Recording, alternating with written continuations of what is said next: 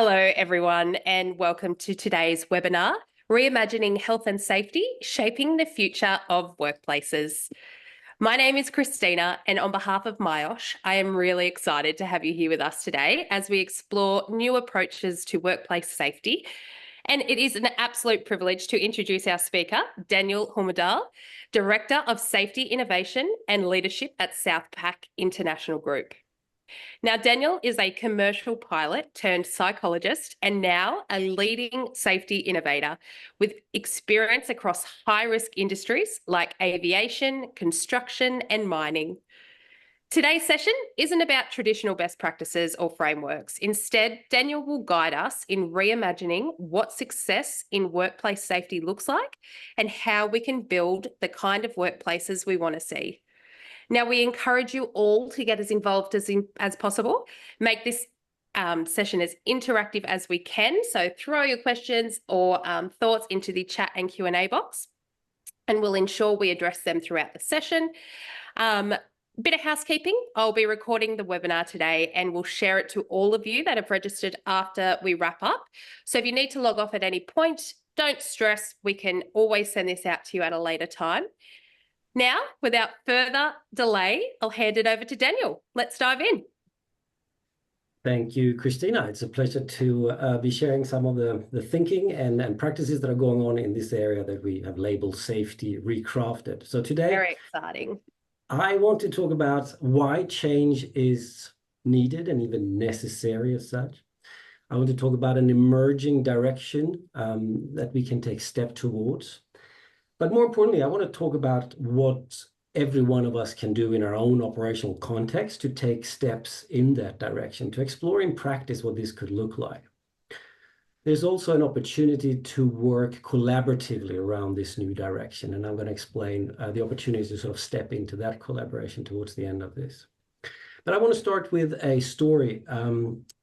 Before I joined Southpac, I was over in New Zealand for 6 years, and I met a chief executive over there, and he told me this story of him being very frustrated with their approach to health and safety or to the results he was getting.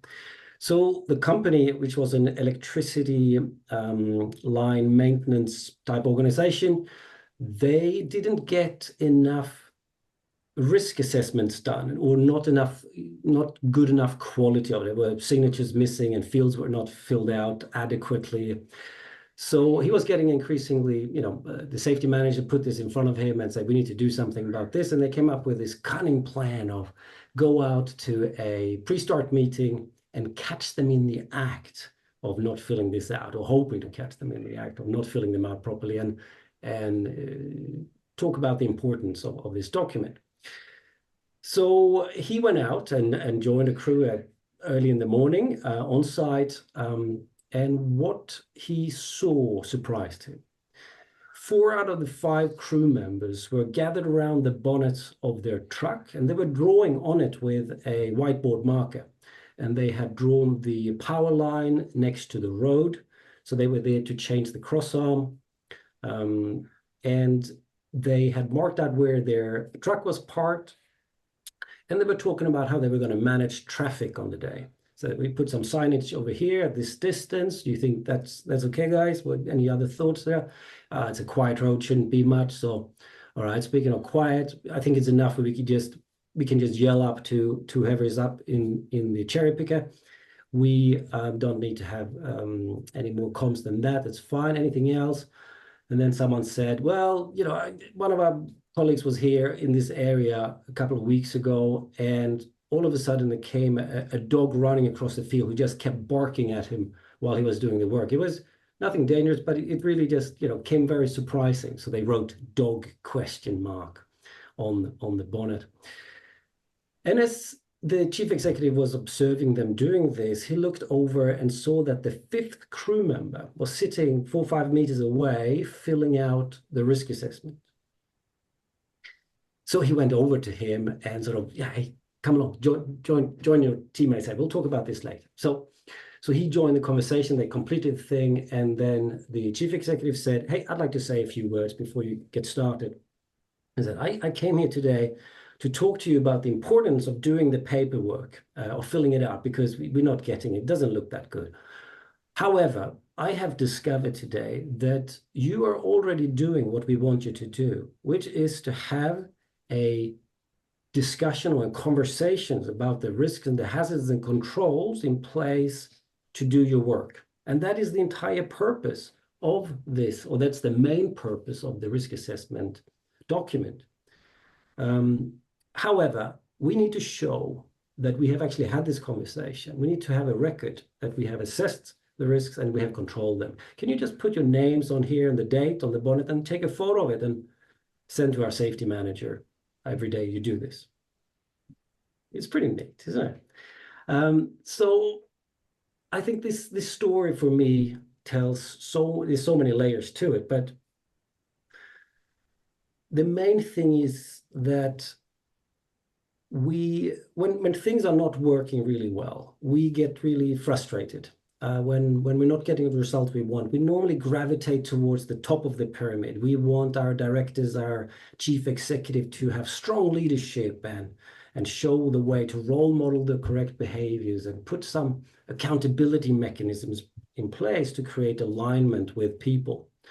So I'm shifting to this one because this is really what I think is wrong with health and safety. That anytime something goes wrong, we put the hope to leaders. We put the hopes to the higher ups in our hierarchies that they're going to sort it out.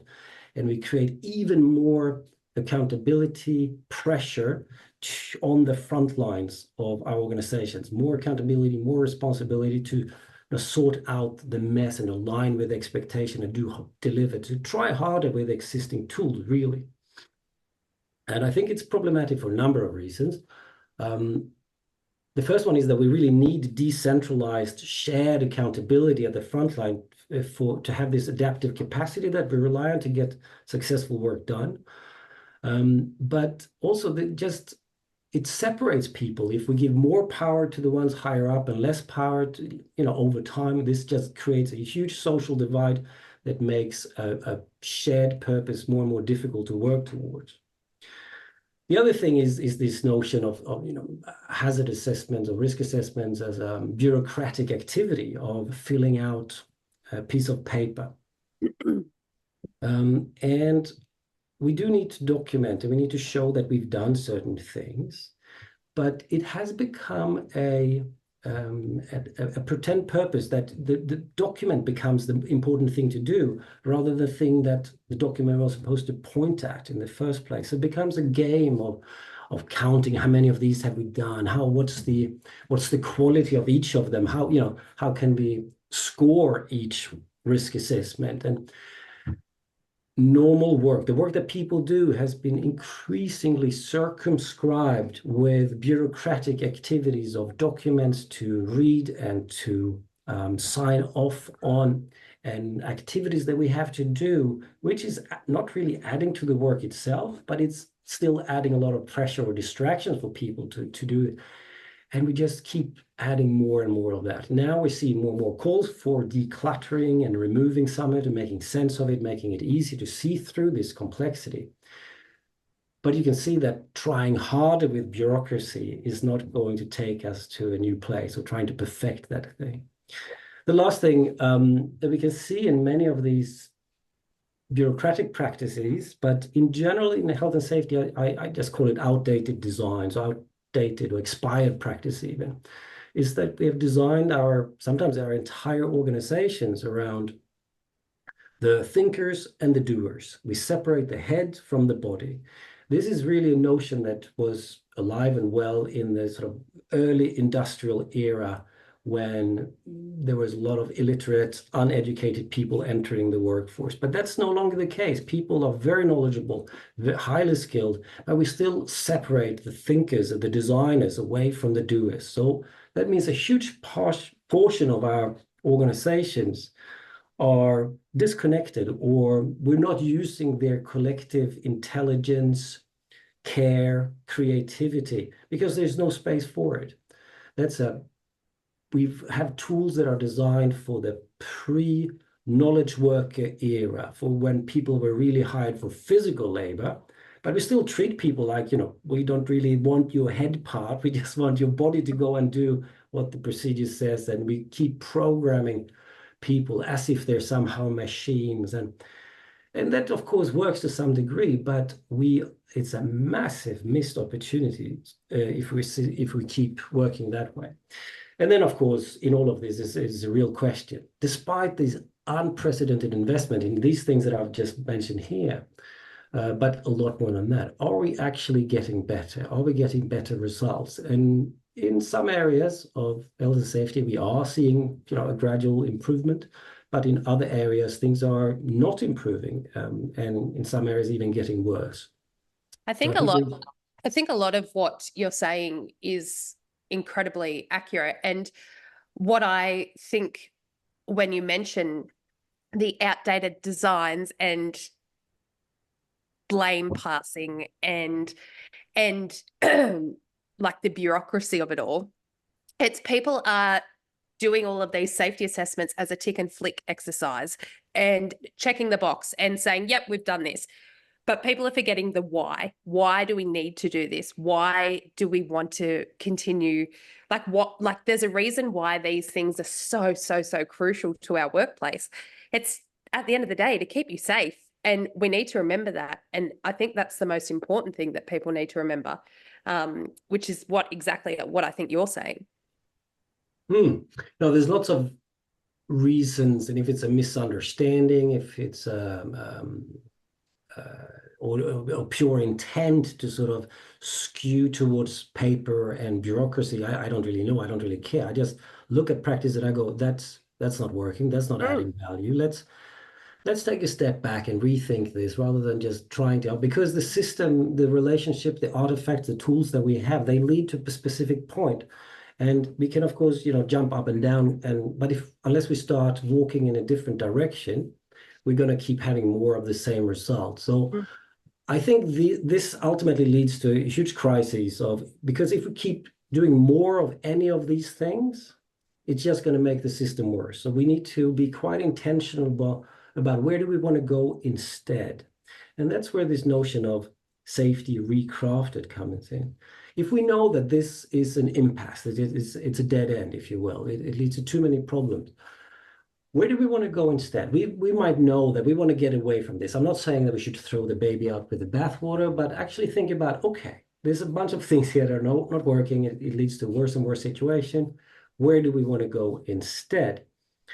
And this is where when I run these safety recrafted sessions that I'm going to talk about in a moment, I ask people to forget about perfectionism. Forget about fixing the problems or the non-conformances, the deficits that they have in the organization, and suspend that. I mean, you can just suspend that for 15 minutes or 2 days or whatever. It doesn't matter. They don't go away. They will be there once you're done with this imagination.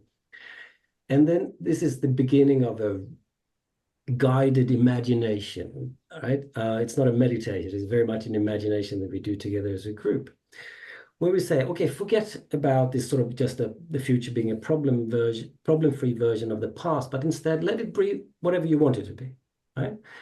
When you think about your kids growing up and entering the workforce, what do you want them to experience? What would be a really neat heritage to leave behind, if you will? Or if you move to, you join Elon Musk, you go to Mars, and you set up the first health and safety management system over there.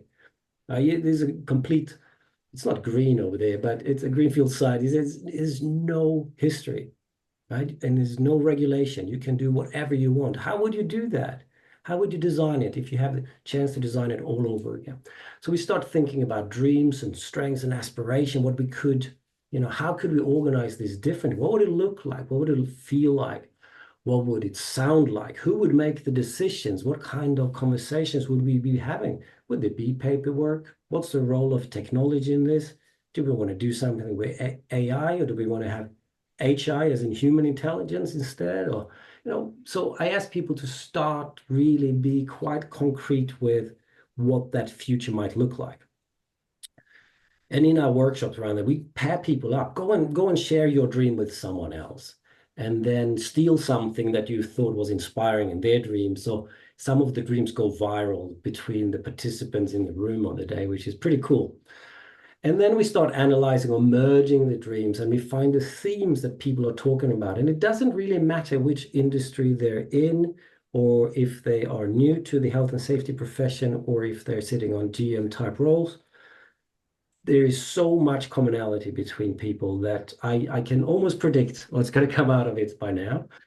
This is roughly where we're at the moment. I ask people to define what the current state is, what would they like to get away from, and what safety practice that work for everyone would look like.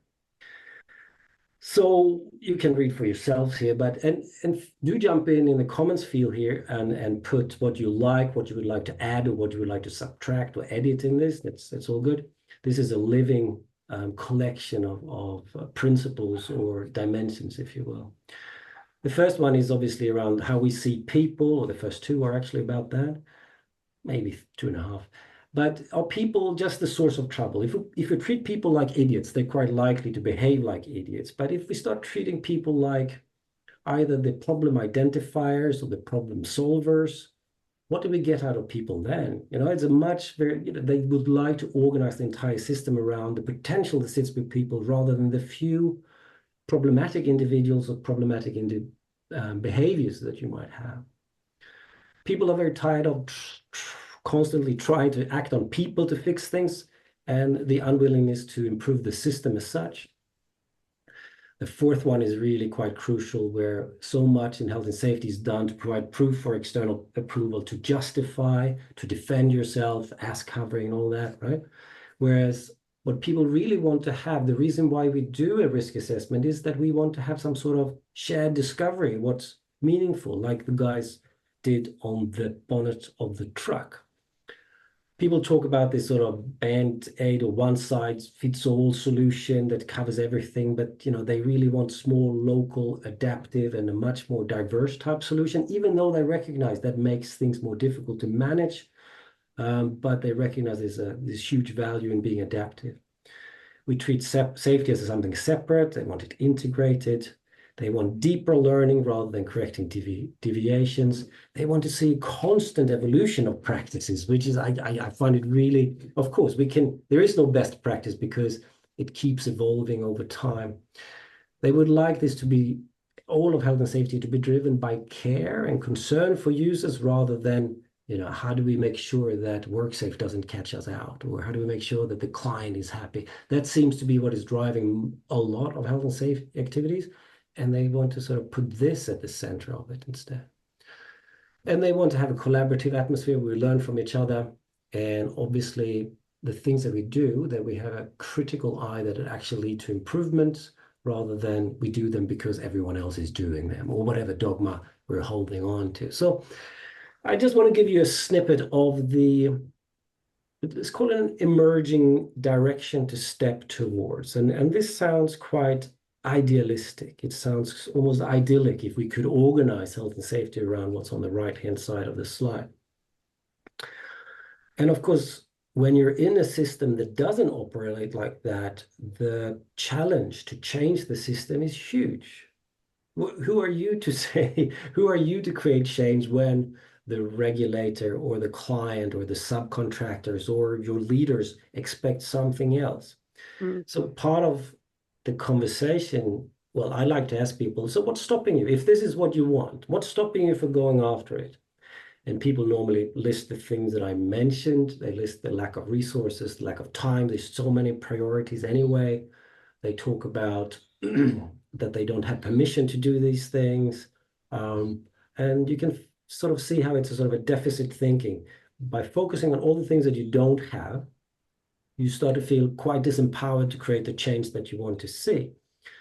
So we start talking about how can we create a change in a system that is sort of, sorry, maybe I should break, any comments on what I've been saying? No. No, okay. I've just popped in the chat for everybody to share their thoughts on what they would love to see or not see, cool. rather, for safety practices. Let me know if it comes in, okay? Yeah, I will, definitely. We can go back to this towards the end as well. Yeah, but guys, please be as interactive as you can and ask whatever questions or thoughts you have so we can go through them as well. Thank you. So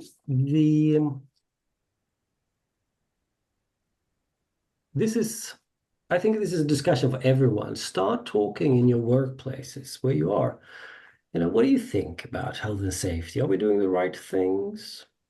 Are we focusing on the right things? Are we doing the right number of things? What would good look like? What if you could start anew? What workplace would you want to create? Actually, I think we have almost a collective lack of imagination when it comes to our workplaces because we're not allowed to dream that often. So it's such a nice little conversation to have over lunch or coffee. Just open up what's possible, and sort of tickle your fantasies a little bit about that. It's a great question to entertain. But how can we get there? That's where I was. Thank you for putting me back. And there is no best practice. There is no manual. There is no one that has done this before us. We are sort of at the cutting edge of this. And there's no implementation roadmap that you can just go and do. Well, like you said, it's ever evolving, isn't it? It's something we're Has to be. constantly building on. Exactly. Yeah. So this is where this notion of finding or discovering pathways, discovering new ways of stretching the fabric of possibilities bit by bit, not in a big revolutionary thing, but actually evolving in the direction of something. So this little icon in the top right hand corner of the graph here is where we want to be. Let's call it that. How we're going to get there from where we are.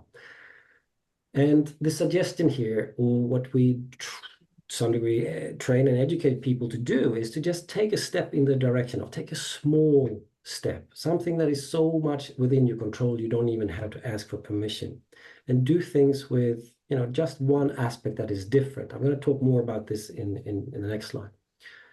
And then you do that for a couple of weeks or for a month, and you see what happens. You see which heads are turned, which people like it or not. And that's going to give you so much feedback, and it's going to give you lots of ideas, and it's going to give you a tremendous amount of fuel for keep going forward. Right? Just do one of these. Right? Christina, are you jumping in here? Nat's sent one of the attendees have sent a note saying, I agree that sometimes the organisation isn't mature enough to shift to a new way of working or a system design. There is fear in the unknown due to the potential perceived risk. And when I read that, I think people are so often scared of change. They're scared of the unknown and the energy it takes to step outside of their habitual ways and their everyday way of thinking. It's almost like they couldn't be bothered thinking or opening their eyes a little bit more. And I think what you're saying here, acting on different opportunities and stuff, it's just so important to constantly, and like I'll speak on behalf of myosh. I've never worked in a company where they ask the team, no matter what position you're in, your opinion more.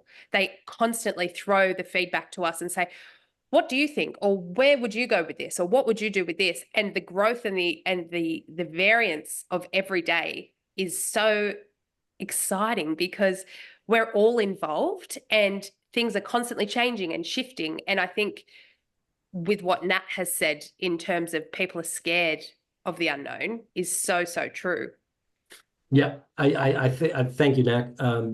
Brilliant and in many ways accurate comment of where organizations are at. There's immaturity, there is uncertainty, there's unpredictability, there is lack of resources. I think we can come up collectively between us here with a very long list of why we cannot try to do something new. So the recipe that I'm suggesting here is that we should do something new anyway, but keeping so small. That 1%. We don't even have to tell people, but I think it's really good to tell people. But the 1% rule, we'll keep it.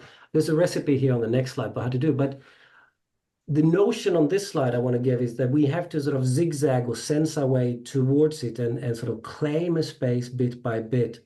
And if we can do it collaboratively, imagine that you have 10 people in 10 different organizations trying out new ways of doing risk assessments, right? And they learn from each other. They're going to progress much quicker than if you have to do this on your own. So keeping it small and working together is what's going to empower this movement towards something new. And when I talk to health and safety people, they're clearly very passionate about creating better workplaces, but they're very isolated. They're very tired a lot of the time from just trying. So coming into this discussion, discover some new tools to bring about the changes that they want to see is as really helpful for energy levels, if nothing else. So we talk about this as micro experimentation, or nudges is sometimes used as a other psychological term. But essentially, it's about creating a point of difference in the system that you have at home. You don't have to go to the regulator or client to do this. It's normally within your sphere of influence that you have as a health and safety professional. It's very quick, it's very informal. The downside of using experimentation is people think this is science. It is not science. It's just adding a little bit of discipline and structure to trying something new to make sure that we're responsible with the risks that we could potentially create. So it's essentially about learning by doing, by prodding the system, just giving it a small push in a desired direction, and then see what happens. And when we do that, we stretch the solution space. We stretch what people think is possible. Or people might think, well, that didn't go anywhere. At least we know, at least we've tried. But most of the time, it actually turns heads in a positive kind of way. But even if it doesn't go anywhere, you can learn from that and change direction. This Adapt. is it. There's so many options once you've done it. You can Yeah. pivot in a new direction. You can iterate on the same thing. You can scale it up. You can take it to a different So many team. variables. Yeah. It's once you've done this, this is what I'm saying with this one. Once you've done thing, you're in a new position Absolutely. where the world will look different and you're going to have new action possibilities in that space. So when the central box on here is really about aiming for the pragmatic, to make it doable for you. Pick something that is in with your span of control, right? So you might feel like, I would like to change incident investigations. I would like to change health and safety committees. There's a bunch of things on your wish list. Some of those are really within your control, or some events might be in your control to do incident investigation. But incident investigations are really at the heart of a lot of what we do, and they're really tricky to change because of the vested interest from a number of parties. So I would argue start with something else, or just start at the edges around incident investigating. For example, the way we either way we collect information or the way we write recommendations at the end. There's always room for creativity. There's huge degrees of freedom within any practice area. Just make it so that if something goes wrong, or you have actually thought about it, that the worst possible outcome is not that bad. Right? So you reduce the risk for yourself and for your organization. I think that's a responsible thing to do when dealing with uncertainty. But try to make it playful and fun and really interesting, because that is what is going to keep you going. And in our workshops, we help people to sort of zoom in. What could that look like for any health and safety management practices? It's a lot of fun. Where I see that people go wrong with this is that they feel like, I need to perfect the micro experiments. They're trying to make it the biggest, far-reaching, the most impressive thing that's going to change the entire system, right? They want to be the heroes of this change process. And I also argue that people should make it very short to take to sort of liberate people from the pressure that this has to be perfect. Just go and do something different. Something's going to change. When we're in a complex system, we don't really know how the system is going to respond. It's too difficult to predict. So, sorry, there's so much to be said about this. I don't want to spend too much time, but maybe there'll be questions around it. We give people this template for what it looks like. You can do a micro experiment for either a practice area like risk assessment, or you can do it around one of those dimensions that I had around what safety recrafted could look like. So on the left-hand side, you write down, I think we should make some changes to the amount of autonomy that we give to the Health and Safety Committee, because I think autonomy is what motivates people. That's why we do this. And I think it's going to be quite useful as well, and explain how it sort of comes together. Explain your reason for doing this experiment. And then just sense check with one of your peers. Does this have a remote chance of being useful or true, or actually these linkages that I make from autonomy to improved efficiency of the Health and Safety Committee? Is that a reasonable thing to go after? And if it is, you're green lighted. Otherwise, you might have to figure out that dotted line a bit more. And then you have to design the experiment. So what do you mean by autonomy? Is it decision-making autonomy? Is it financial autonomy? Is it recruitment autonomy? What kind of autonomy are we talking about here? So, okay, so it's financial. Fine. Well, what do you mean? How can you give people financial autonomy? Are you just going to shower them in money, or are you just going to give them $5 or somewhere in between? I think I can get permission to give $3,000 to our Health and Safety Committee. All right. And what are they going to do with it? Well, that's the thing. They're autonomous. All right. For how long? You know, what happens next? So I help people to step into this, to think through what the experiment could potentially look like, for how long it's going to run, and which health and safety committee. If you're in a large organization, you're quite likely to have, tens or if not hundreds of these going on in your organization. So just pick one and just see what happens with that as a sort of little instance of this. And the last box is really about thinking through a little bit what outcomes you should be monitoring. I don't want you to feel burdened by creating measurements, because that's kind of off-putting sometimes, but just think through what could potentially change. What could this lead to and range them from sort of your best outcomes to worst outcomes. And then have an assessment on the bottom part of that. If worst comes to worst here, is that okay? If it is okay, and you can make it happen, it is potentially useful, well, you've got a green-lighted micro-experiment I think you should go home and do, and you should start tomorrow in doing so. So this is a really cool tool, and my experience is that health and safety professionals have not received training on how to do these things. It's a small, easy, nice way to just use your collective knowledge that you have and sort of move in the direction of something new. So here's the truth that I'm sort of trying to build this around, that the health and safety practices of the future is what we collectively imagine and what we collectively work towards make a reality. And I think it's really important to recognize that so much of what we're doing is based on copy-paste of what you've done in the past projects or what you've seen on a different site, and people adopt the risk matrix because that's what everyone else does. But we can actually open this up and imagine completely different tools going on, and start giving little create points of differences in the system, so people can turn their head and start questioning: is this good? Which is a great question. Is it acceptable? Is it desirable? Should we go back? Should we go forward? Where do we go from here? And that's the neatness of this sort of emergent change. It's so important to not to never question the normal, and it's so important to often think outside the box. And if you're doing something, if you're on the front line and you're working and you're dealing with these things on a day-to-day basis, and you think in your head often, gosh, I wish I could be doing it this way, or like it'd be so much easier if we did it this way. Voice that to someone, do a little micro experiment on it, because it could potentially change not only for yourself, but can make it 10 times better for your whole entire organization. And I think we need to constantly remember to question things, not just be sheep and go along with what was before. Like, let's think outside the box. Nice. Good summary. Thank you.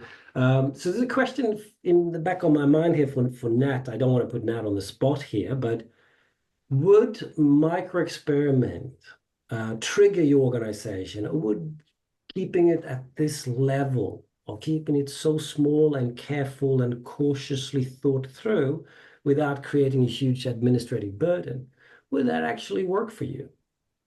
You feel free to comment or not. I'm not going to call you out more than that, but I think it's important to connect back to that bigger fear of the uncertain, of the lack of permission.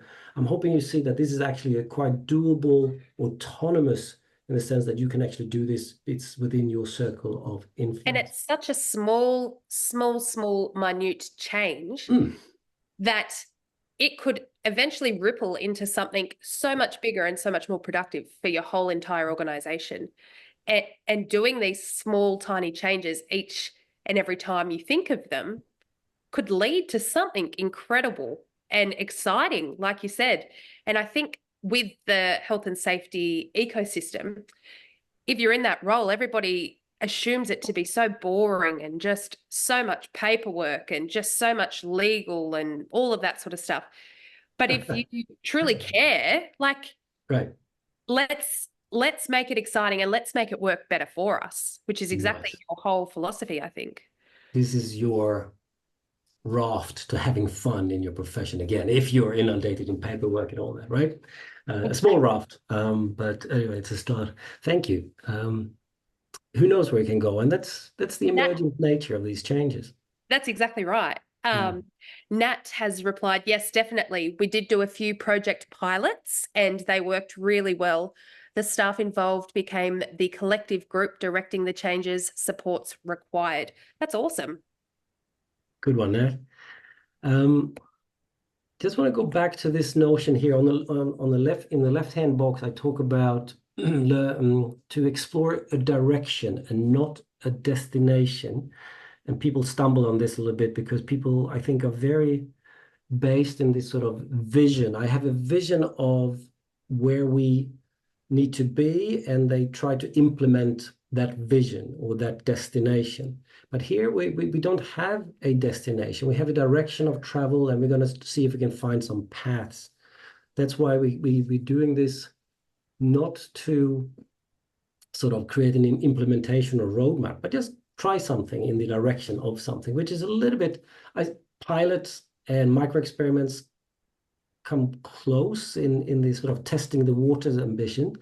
But normally pilots are, a bit bigger than this. This is keeping it even smaller than pilots, so you don't really have to involve that many people. But I can see that pilots is sort of when you want to get permission, you say, I want to run a proof of concept. I want to run a That's pilot. exactly right. If you keep this to yourself, you call it. I liken that notion of exploring a direction rather than a destination to when I'm dieting or when I'm trying to lose weight. I'll take it day by day. I won't have a goal in mind. Obviously, I have a goal in mind, but I try not to, and I try to take it back to let's be better than we were yesterday, and let's change a little bit and make ourselves a little bit healthier than we were yesterday. Those little changes, and I think by doing that, you end up in a destination that you didn't think possible. And yeah, I completely agree. Yeah. All right. I'm going to try to start tying this together. So the safety recrafted discussion looks a little bit like this. So we start with a mess. So we think there is a mess anyway. What is going on in the system? What do people want? And then we try to get everyone involved to talk about what could a future look like. We want to have health and safety professionals in that discussion, of course, because you guys essentially sit on the keys to a lot of the practices. But there are other groups as well that we want to be part of this discussion, like regulators and the people that train future health and safety professionals. I think the lawyers is sort of a little bit of an absent voice at this stage, but I think there's more and more, self-critique coming from that into this debate as well. And then we find our shared direction in here, and we start to work together towards this destination in a zigzaggy kind of way. And the way this works, so that means that we need to stay in touch over time. We can't just have one meeting and then be done. So at Southpac, we've now put a platform together where people can work together. We have a community essentially. We can just ask for help about whatever you have want to work towards. You can create a community of interest on here. You can join a community of interest if you have people that want to work on risk assessment, whatever it is. It's completely decentralized. No one is telling you what to do. It's just a space for people to come in there. You can find mentors on here to just make sure that you get the support you want for your career. And that it's bigger than just micro experimentation, right? And we make sure that people get connected to new people once every month. You get paired up with someone if you want to. It's a nice little way of making sure that people stay connected, that the conversation just keeps going, and that people share the steps that they take in the direction of something. And they can do it on a small scale. They can share it with lots of people at once. That sounds really cool. We've spoken with Annette Gray previously, who has worked with mentoree programs and things like that. And Hmm. I think something like this is perfect because you're often assigned a mentor within your own company, and that's your company's way of thinking. That's Yeah, that's yeah. that's the company ecosystem that you're sharing ideas with, and you're all within this same bubble. Whereas you can go outside the bubble with what you're talking about here and learn different perspectives, but from the same industry. Love it. Yeah, no, it's mentorship can be lots of different things, right? So opening that up to whoever wants to provide mentorship, and it's free of charge. It's just community-based stuff. It's a sharing economy rather than any sort of financial stuff. So as I said, I think you should just have these conversations. You should have a safety recraft. Use whatever label you want. If you want to join a public event where we get together, we work on this positive direction to step towards. We work through micro experiments as ways of getting there, and we start the collaboration. We have set up these events. You can find more information about the events on our website, and I'll put the address on here. But we're going to Melbourne, Sydney, Perth, and Brisbane before Christmas. And the intention is to do another round of this early next year. So we just keep going. You can go to one of these, you can go to all of them, you can just keep coming back, bring a colleague, bring someone from your client, bring someone from your subcontractor, someone that you're a bit dependent on, and create the beginning of a coalition for change. It's a really fun, educative, and energizing day. That's the feedback we get. People sort of rediscover why they got into the health and safety profession to begin with, and they find the energy to sort of keep pushing their perspective back into the system again. So It's so important to just continually remember your why you're in this industry, why you love it, what got you in there. Like, I feel like this is going to really reinvigorate people's love for health and safety and make them realize that there's a reason and an importance behind what they do. Absolutely. Nice. Very passionate people, health and safety professionals that I meet about creating better workplaces, but often so undermined by the very system that they work in, making that passion very difficult to express in a meaningful kind of way. So this is helping, giving some tools to move forward. I love that. So good. Nice.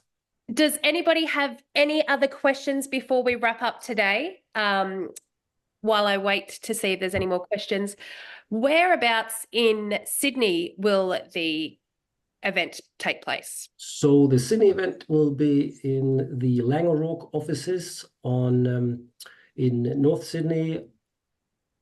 I want to say Owen Street, but it's not I was Owen. going to say, because if any of you guys that are watching today are attending the IMARC conference, that is on that same week. So it could potentially be a really beautiful cross-reference between mining safety and then jumping across to catch up with these guys.